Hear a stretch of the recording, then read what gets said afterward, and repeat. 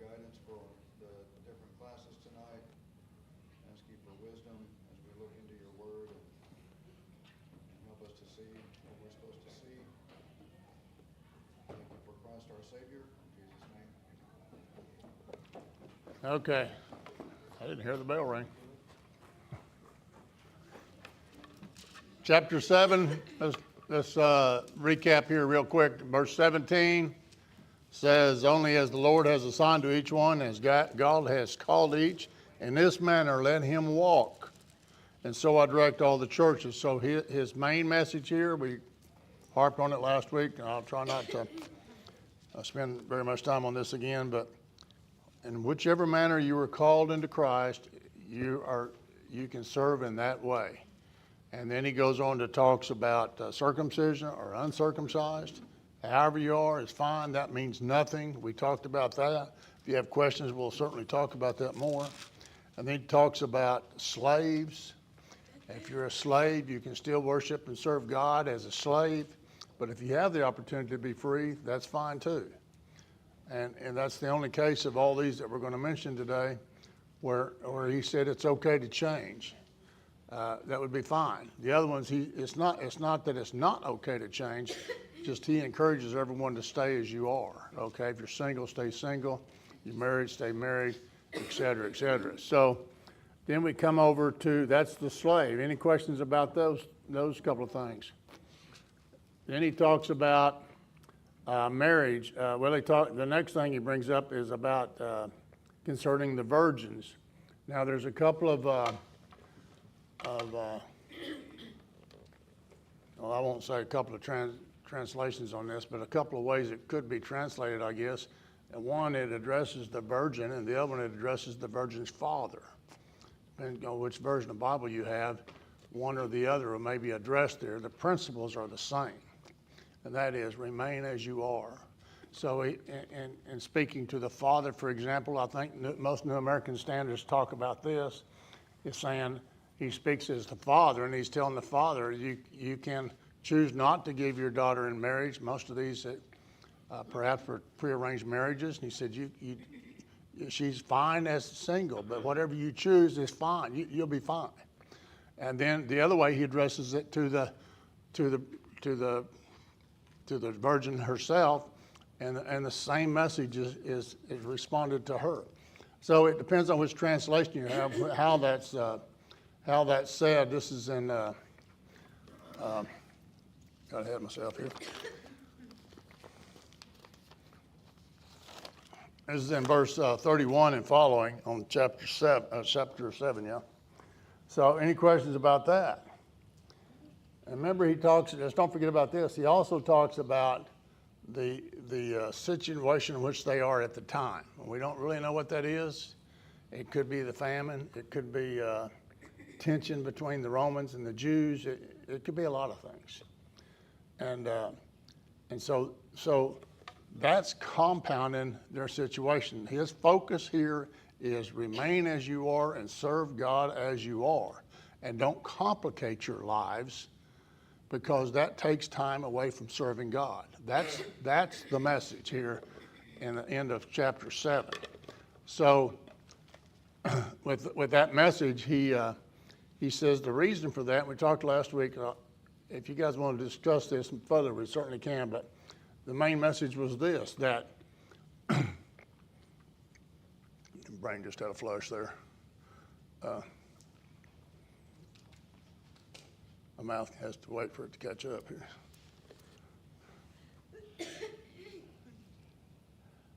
Okay, so the message is that, I completely forgot what I was getting ready to say, that they remain as they are, married, you stay married, unmarried, you stay unmarried, but if you're not married, and before you get married, realize that because of the complications of the world we just mentioned, and also because your new spouse, male or female, will that means if you're a woman, it's, Donnie, don't do that. Anyway, that means that will complicate your life to the point now you've got something else to consider for your time and so forth. And he said, let serving God be your number one priority. and don't complicate that. Oh, Just to add to that, on verse 26, like you were talking about, in the midst of this present distress, and that could be anything from persecution, and Yeah. he talked about, this is probably was written, what, in 55, 54, and then, of course, 70 AD is the destruction of Jerusalem, so, it could be any of those things, yeah. and probably was all those things. And like they were talking about with the woman, if she was pregnant, back, it talks about, that's gonna be a real problem when that hits. Right. That's what, when it says present distress in verse 26, what she's talking about. So there's that, and then verse 28 mentions that if you get married, there's going to be problems. Problems being the fact that you have other responsibilities and you have other things to consider in life. We talked about Donnie's example of hiring a single guy versus hiring a married guy to go on the road and travel. It's much less complicated to have a single guy so he don't really care if he gets home or not, So anyway, there's that. So questions about that?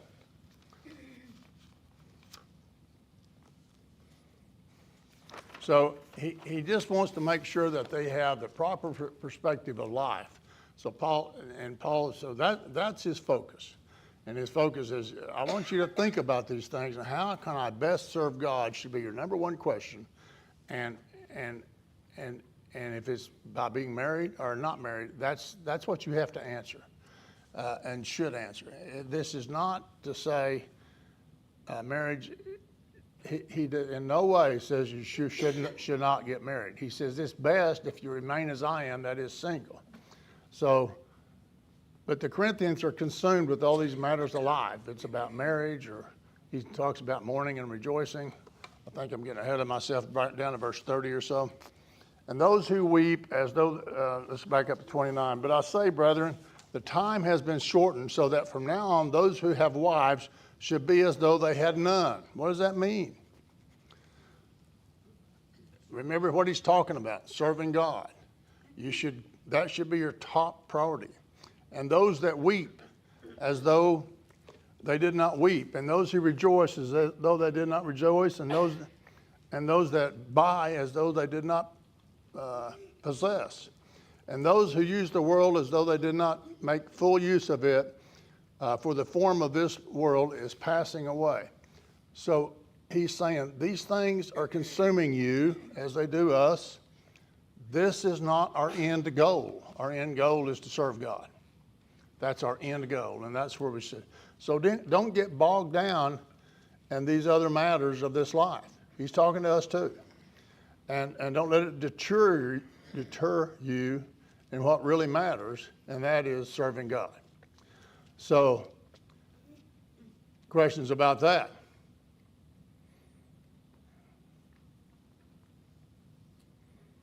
Okay, I'm moving on then. The fiancé, we talked about this in 36 already. I kind of got out of order. The virgin or the virgin's daughter. Anyway, any more questions about this?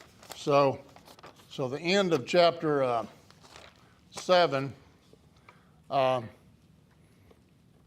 Let's reread. Well, we just talked about that. Any questions about all that?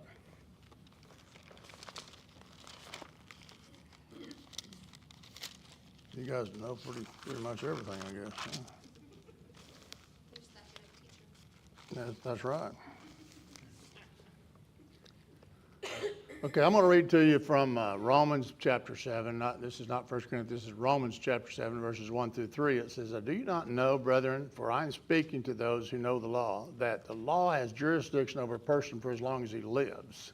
Now, why am I talking about this? I'll tell you in a second.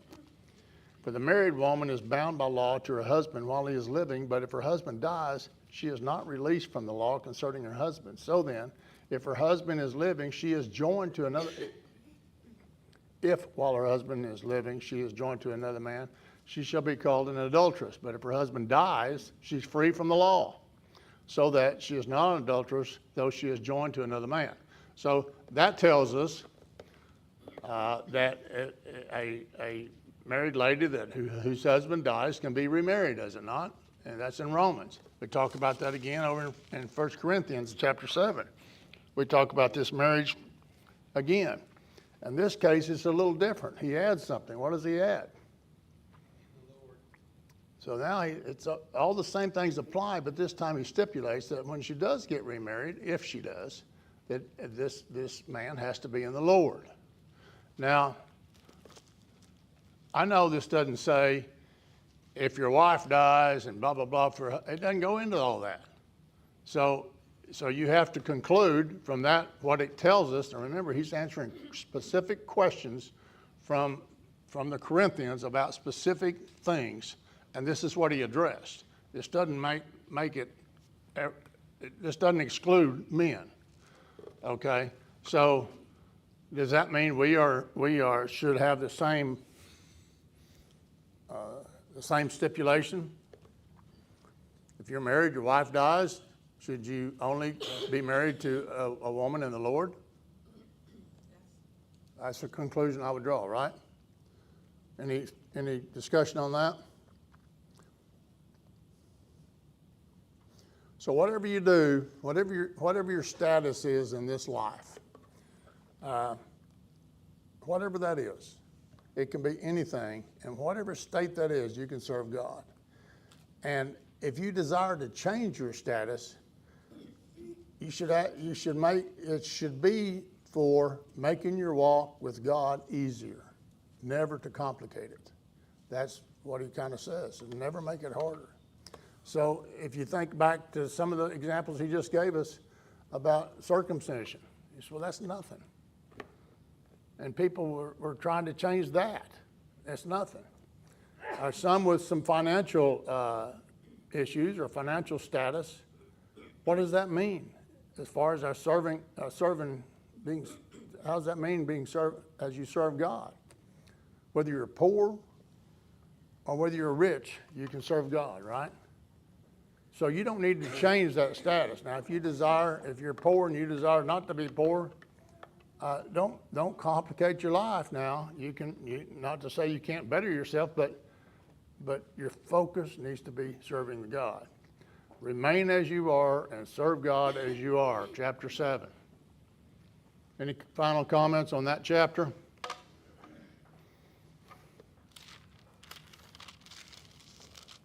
Phew, I did a good job on that deal. Okay, chapter 8. Chapter 8, 9, and 10 will be talking about some idol type issues. And we'll touch the surface on this today. We certainly won't get through 3 chapters, but we will start on this. But first, I think it's important, at least it was for me when I studied this, to understand what Corinth was like during this time frame. Now, we've talked about Paul establishing the church there, and he did, and he went away, and there's some issues with the church. He's trying to address some of those issues here, and he continues in chapter 8, and we'll talk about that. But what is it like to live in Corinth in this time frame? Well, from what I'm read here, idolatry is everywhere, and it permeates all of life. Now, it's a little bit difficult, I think, for us to kind of figure out what it was really like here. But everything they did was like this. So you can think of all of their holidays were revolved around an idol, perhaps. All of their festivities, maybe it's a parade or festivities, all revolved around idols. Their whole life. So their social circles, well, I about didn't say that. Their social circles were that way too. So when they would go out to eat, believe it or not, it involved idols. You say, well, how does that involve idols? Well, we'll look at that. So they had festivals, pagan festivals, and it was not uncommon for them to go to an idol temple and eat. That was very common. much like we would go to wherever and eat. And it just so happened it was in there where the idols, where they worshipped idols, because they had that in there. Remember back in chapter 6 when we talked about sexual immorality? Remember the Christians were saying, well, they would go to the pagan temples to visit the prostitutes. Remember that? And they said, well, it doesn't matter because this body is just going to die. Our spirit's still clean. You know, remember we talked about that. Well, it's much like that. They're saying, well, what difference does it make? We're just going out to eat. Okay? So I wished I could be more descriptive in how I tell you about this, but as I read this, I thought you really get a feeling of what life must have been like. If you were to travel to, and I've never done this, but if you were to travel to Egypt, for example, I think we would find life so much different, so much different. I had some cousins when I was growing up that their mother and father took the family, there's 3 kids, and took the family and they went to teach English in Egypt. And they lived over there for, I don't know, a long time, many years. And they came back about the time the kids were out of high school and about that age. And let me tell you, those kids didn't know where they were when they got here. You know, they didn't know you were supposed to bathe. I mean, they really didn't. And I've talked to people that travel business-wise over the years that have traveled to Egypt, and the airport's outside of town of Cairo, and they get in the cab to go into Cairo, and the cab driver turns around and hands them these tissues that have been soaked in perfume for the purpose of stuffing these up your nose because the smell is so bad that you're not going to make it. And it don't get better. And so I can believe that from my cousins, because let me tell you, they stunk. And they tried to bathe every week or two, but it was a different life. Okay, their life had been, that was the culture in which they lived. And what if that culture was full of idolatry? You go to Japan. There's Christians in Japan, but every other block is a Buddha temple. Not quite that much, but they're not lacking for Buddha temples anywhere in all of Asia over there. The places I've traveled, I mean, they're everywhere. I found it amusing that the Buddhas in the north were smiling or were frowning, and the ones in the south were smiling. I don't know what, well, I guess it's snow or something, but anyway, so it's just a way of life. And so the people of the church of Corinth, they have grown up eating in idol temples. This is a way of life for them. So when they come, and now they have become Christians, we've just talked about chapter 7. Come as you are, right? Serve God as you are. Now we see, well, what about all this temple stuff, this idol temple stuff? So let's read chapter 8 real quick. Now concerning things sacrificed to idols, we know that we all have knowledge. Knowledge makes arrogance, but love edifies. If anyone supposes that he knows anything, he has not yet known as he ought to know. But if anyone loves God, he is known by him. Therefore, concerning the eating of things sacrificed to idols, we know that there is no such thing as an idol in the world, and there is no God but one. For even if there are so-called gods, whether in heaven or on earth, as indeed there are many gods and many lords, yet for us there's but one God, the Father, from whom all things and we exist for him. One Lord, Jesus Christ, by whom all things that we exist through him. Verse 7. However, not all men have this knowledge, but some, being accustomed to the idol until now, eat food as if it were sacrificed to an idol, and their conscience, being weak, is defiled. Food will not commend us to God, and we are neither the worse if we do eat it, or the better if we do eat. I missed the do not. And we are neither the worst if we do not eat it, nor the better if we do. Verse 9, but take care that this liberty becomes a stumbling block to the weak. For someone sees you who have knowledge, dining in an idol temple, will not his conscience, if he is weak, be strengthened to eat things sacrificed to idols? Question. For though your knowledge, he who is weak is ruined, but brother whose sake Christ died. And so by sinning against the brethren and wounding their conscience when he is weak, you sin against Christ. Therefore, if food causes my brother to stumble, I'll never eat meat again, says Paul, so that I will not cause my brother to stumble. Now there's two groups of people within the church. There are peoples that have knowledge. Well, to some extent, this applies to both groups, but we're going to talk about the first group first. They have the knowledge that being a Christian, I know that Jesus Christ died for my sins and that these idols are nothing. There's one God and one Savior, Jesus. These idols mean nothing to me. Therefore, I can go to these temples and eat, and I'm just eating. No big deal. I'm just eating. What do you think of that? Good for them. They got fooled, didn't they? God doesn't say it's wrong, or Paul doesn't say it's wrong to do that. Not here he doesn't. The eating in itself. It only becomes a problem when it becomes weak or stumble. Okay, well, spoiler alert. In chapter 10, he does. He says you shouldn't do it. You should not go into the temple to eat. He doesn't here. Right. He doesn't. You're right. He doesn't here. So I want to read this from you. I got this excerpt from, let's see if I can read it. Well, his name got blurred. It's from some commentary. I thought it was pretty good. That going to the temples is a real issue supported by the fact that eating of cultic meals was a regular part of worship in antiquity. This is true not only of the nations that surround Israel, but of Israel itself.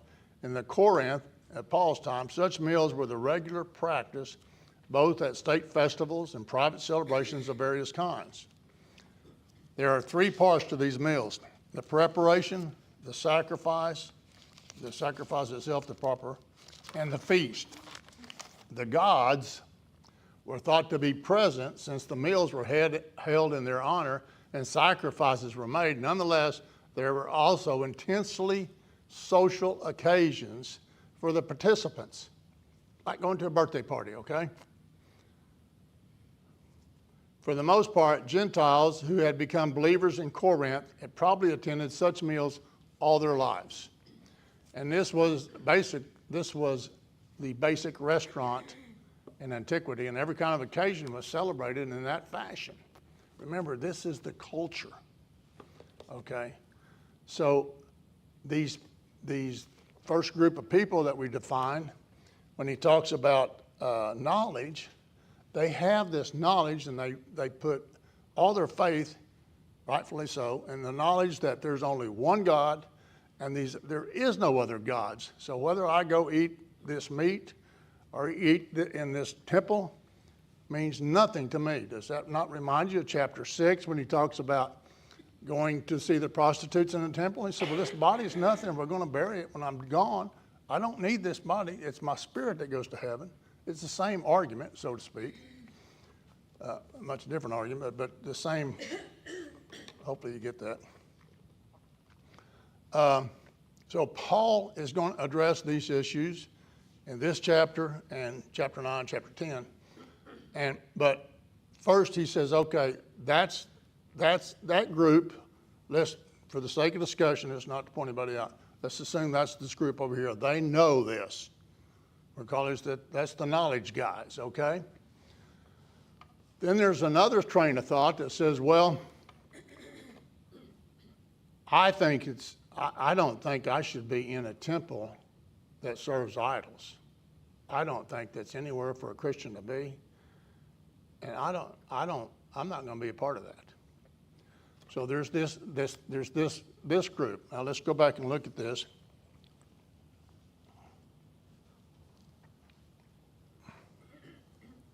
I lost my place, but there's this group. Okay, so they're in the same church now. So they have this. They're both of them are very firm in their beliefs, and both of them feel very right about what they believe. It's just that the second group, we'll call these the weak guys, W-E-A-K, the weak guys, they're saying, well, I don't feel comfortable going into a temple. I have to give you an example that happened to me many, many years ago. I was in someplace in the Far East. I really don't remember where. But there was this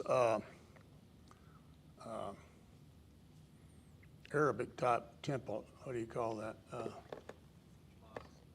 What? Mosque, yeah. I didn't hear what you said. Right. Okay, so I really wanted to see the inside of this place because it looked like it'd be pretty cool. And I walked up to there's like a big, huge porch. It's a big, formal type temple-looking place. They all got those little domes on the roofs. And I couldn't even get from here to that wall to the door because shoes were everywhere. They were just thick. And so they all take their shoes off before they go into the mosque. Well, I really want to look inside there, but I wasn't about to take my shoes off to go into a mosque. And then I thought, well, if I took my shoes off, that would be like paying honor to this God in my mind. I was pretty young, a long time ago. So, okay, so these guys had a conscience. Well, if it's wrong in my sight, does that make it wrong? For you. It does, doesn't it? So,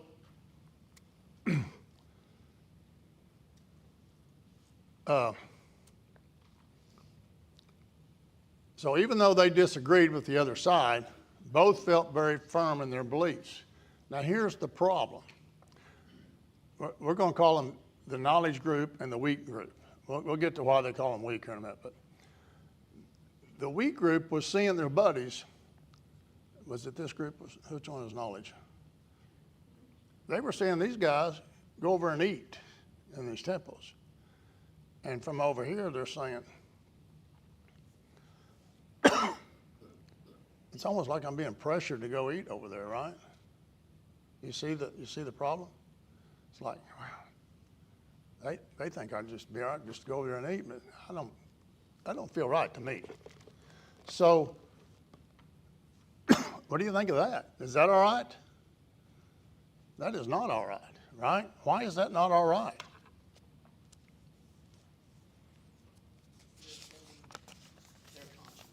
Right. So the knowledgeable people, these guys, they're puffed up. And isn't this true a lot of times when you're knowledge and I know I'm right and this is the way, this is it, this is right. Well, they become puffed up. Now, what are we supposed to be like as Christians? Puffed up, right? Anybody disagree? You should be concerned. What's the answer, Curtis? What's the other word? The H word? Humble, right? That's what I thought you said. That's why I was helping you out there. So the group that thought it was okay, the knowledgeable people, they didn't recognize that they were having, that the other group, I forget which one of you guys is which now, was having a problem with this. So that Paul's trying to address that here. You following this? Okay. So Vicki asked me something before class, that's why I asked her that.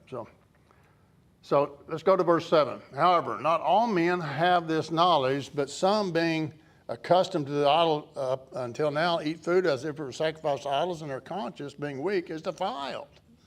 In other words, the weak group, They just can't do it. So he calls them the weak brethren. Now, we're going to stop here a minute and almost asking you to take sides. Which side is right? Yes. All right? They both got a good point, don't they? Is the knowledge side, are they wrong? Is there only one God? Is there anything wrong with eating meat? Right? What about the weak side, these guys? Are they wrong? Well, y'all were very quick on that one. They're correct in the fact that if it bothers their conscience, they should abstain from it. So they're correct. They're correct. I think there's a little bit extra here too that might help us gain some context because, lost it. Happens to me all the time. Verse 7, the ones that don't possess the knowledge, but it says, but some through former association with idols. That they have a history. Yeah, their whole life. And then there's others that may have never had this history. There's that. And so they don't see a problem with it, but the other people, it's part of who they were before. And it may be an attraction to draw them back, or it could be an additional temptation to draw them back into the life that they had before, because it's reassociating with what they used to be. I think it's more than just a temptation. I think it's a big And threat. so Yeah. The people, I think that goes into this idea of being puffed up too, because they may have knowledge, but like you said, they're not being very loving because they're not looking at the full picture. So they have a certain degree of knowledge, but they don't have knowledge of who their brother is and the troubles that they face and the problems and the way that's a temptation to them. So that's knowledge, and then if you add love to that knowledge, that brings another element in here that you just mentioned, right? So now then, this group, so wait a minute. These guys over here are having a problem with this. Oh, who hollered?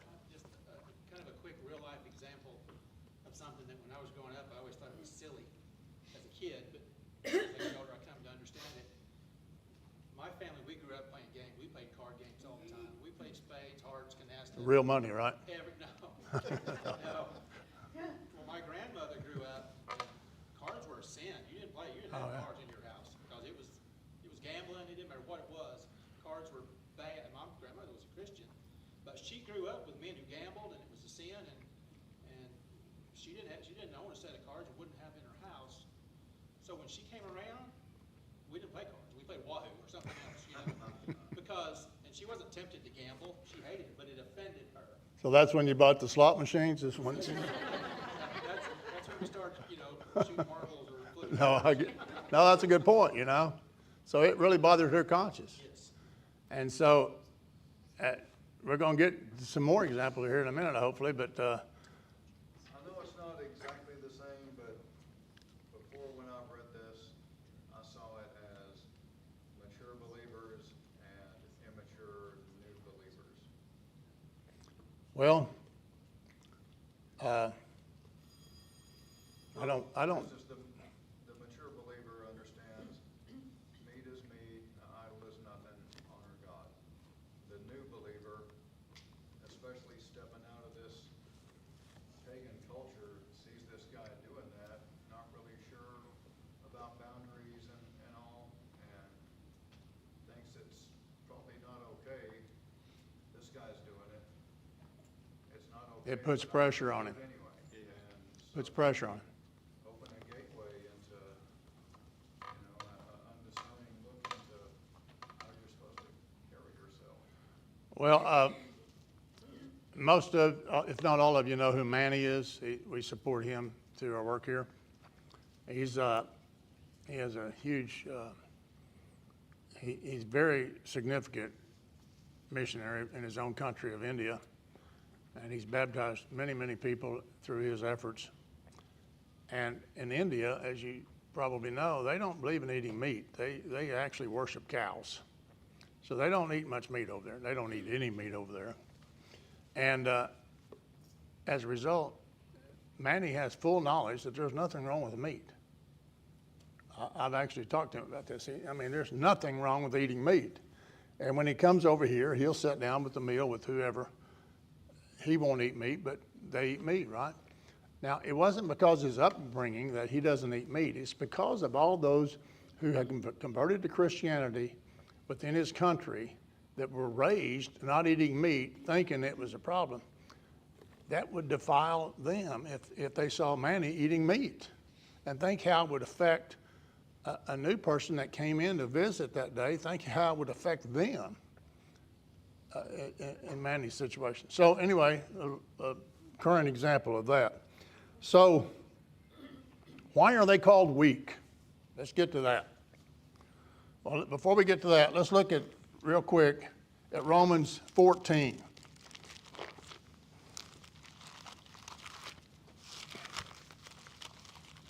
I had this all ready to go and I lost it. Okay, Romans 14. Now I probably won't be able to find it. He talks about, in verse, let's start with 20. Do not tear down the work of God for the sake of food. All things indeed are clean, but they are evil for the man who eats and gives offense. It is good not to eat meat or to drink wine or to do anything by which your brother stumbles. By faith, which you have in your own conviction before God, happy is he who does not condemn himself in what he approves, but he who doubts it is condemned if he eats, because his eating is not from faith, and whatever is not from faith is sin. Okay, by the way, this person's called the weak person, right? Who's the weak person, the guy eating or the guy not eating meat?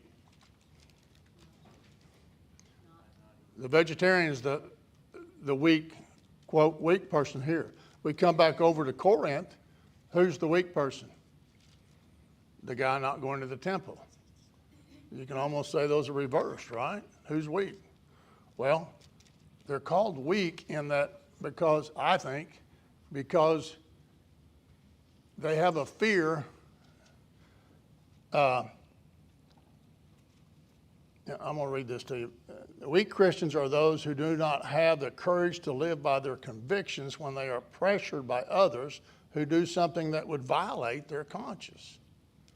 That temptation thing. So they almost don't trust themselves enough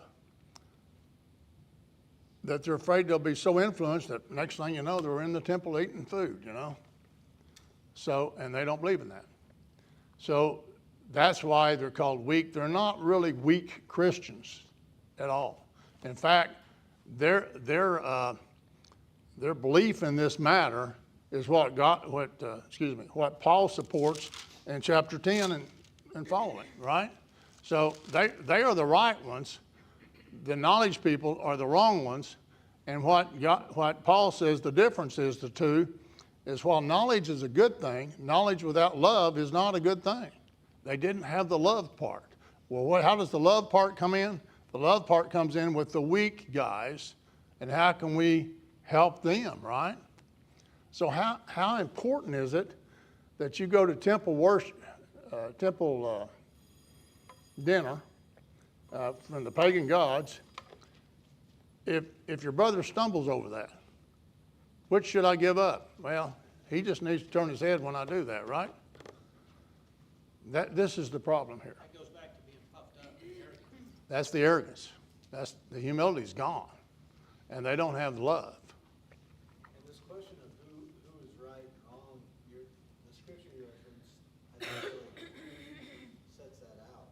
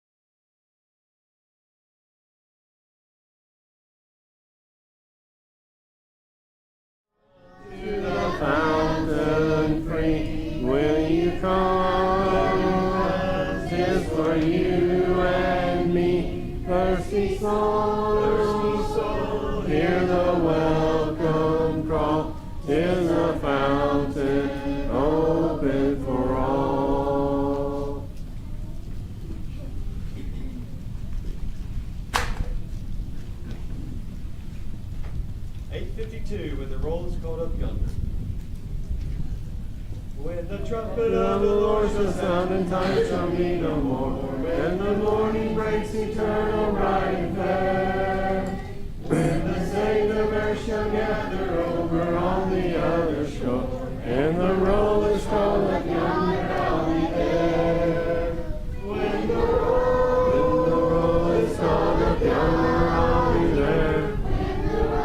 When the roll is called up yonder, I'll be there. When the roll is called up yonder, when the roll is called up yonder, I'll be there.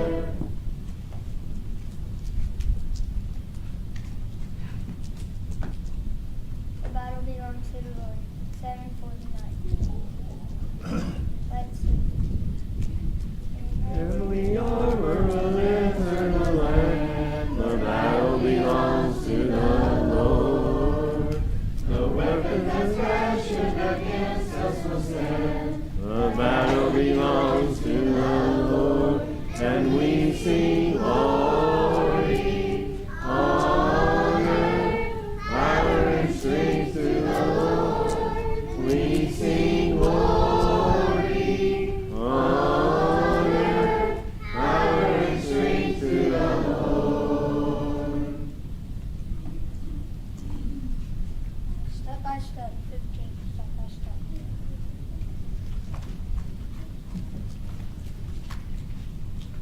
Let's sing. Oh God, you are my God, and I will ever praise you.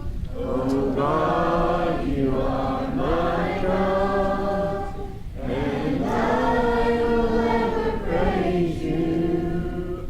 I will sing you in the morning, and I will learn to walk in your ways, and step by step you'll lead me, and I will follow you all my days, and I will follow you all my days, and I will follow you all my days, and step by step you'll lead me, and I will follow you all my days.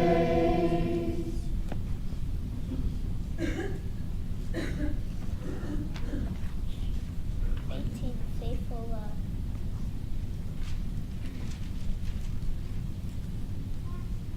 Let's sing.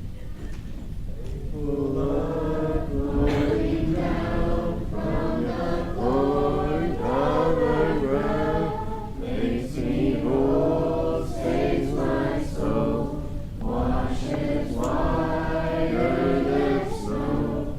Faithful love comes each year, reaches down, dries each tear, holds my hand when I can't stand on my own. Faithful love from above came to earth to show the Father's love, and I'll never be the same, for I see faithful love face to face, and Jesus is his name.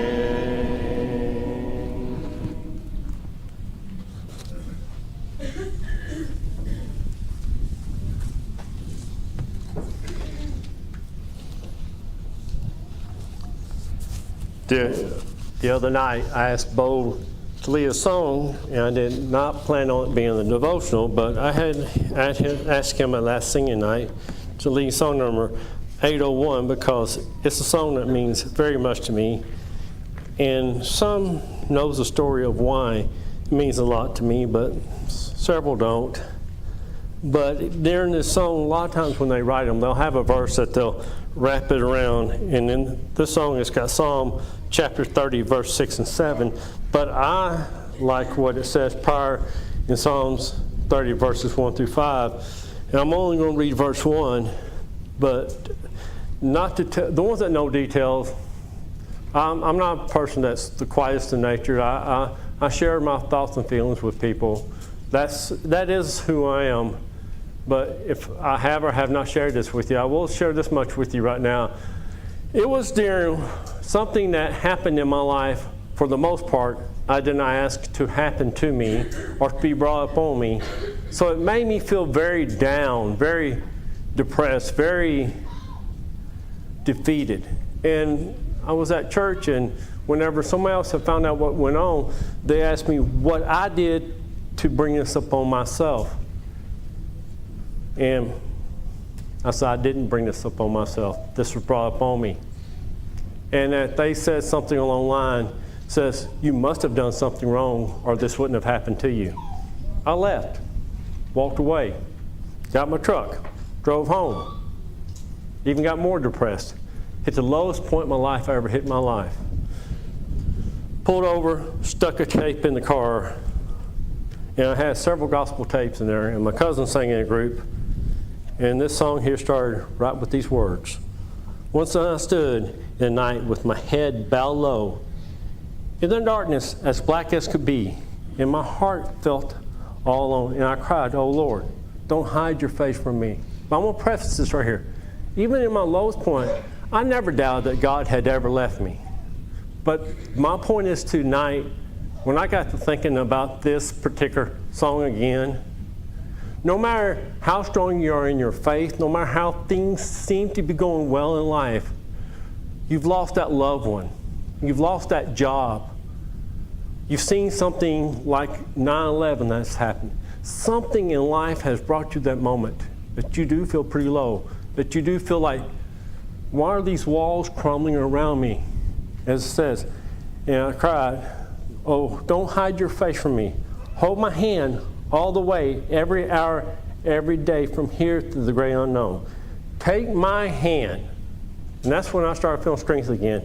Take my hand, let me stand where no one stands alone. That's not saying I didn't do things in life that brought me to despair upon what I did myself, that there are times whenever I looked in life, Lord, if you come back tonight, I won't be able to rejoice with you. But I would come back to moments like this song here, and like the scripture right here that what David says in Psalm, I stole you, O Lord, for you have drawn me up and have not let my foes rejoice over me. O Lord, I cried out for your help, and you have healed me. O Lord, you brought up my soul from Sheol. You restored me to life from among those who have gone down to the pit. Sing praise to the Lord, you his saints, and give thanks to his holy name. His anger is but for a moment, and his favor is for a lifetime. Weeping may tarry for the night, but joy comes in the morning. I'm going to read 3 of these verses again, because I want to read these verses and read one part of the song. And whenever I get moments like these that I feel off, or I feel like it's tough, or I feel like life is hard for me, or feel that self-pity, feel that self-doubt, feel that like you're alone, and within that moment, before I read this, I was at my family's house, and my mom says these precious words to me. She says, Michael, let me come and hug it away. I said, Mom, you can't hug it away. I had to go home by myself. I prayed that night, got this song back out and listened to it again. But in verse 2, oh my Lord, I cried for your help, and you have healed me. He will always heal us. We have the hope of eternity, and that's the ultimate healing. He has brought us up, my soul, from Sheol. You restore me to life among those who go down the pit. And in verse 5, his anger is but for a moment, his favor is for a lifetime. Weeping may tarry for a night, our pain maybe for that moment while we're here on earth, but joy comes with the morning. And as this song ends right here, take my hand, let me stand where no one stands alone. And as long as we have our faith in our Lord Jesus Christ, we're never alone. So if you ever feel like you're at that moment of loneliness, we said we had, how many was it here Sunday? 101, something like that? 101. I'll say at least 99 of those you could call and they'd be willing to pray with you and stay with you and cry with you. You're never alone. So if you feel like you are, if you ever have those moments, or if you have done something you feel like pulled you away from God, or you have not become that child yet, there's always those opportunities, just a phone call away. We ask you to come as we sing the song that's been selected.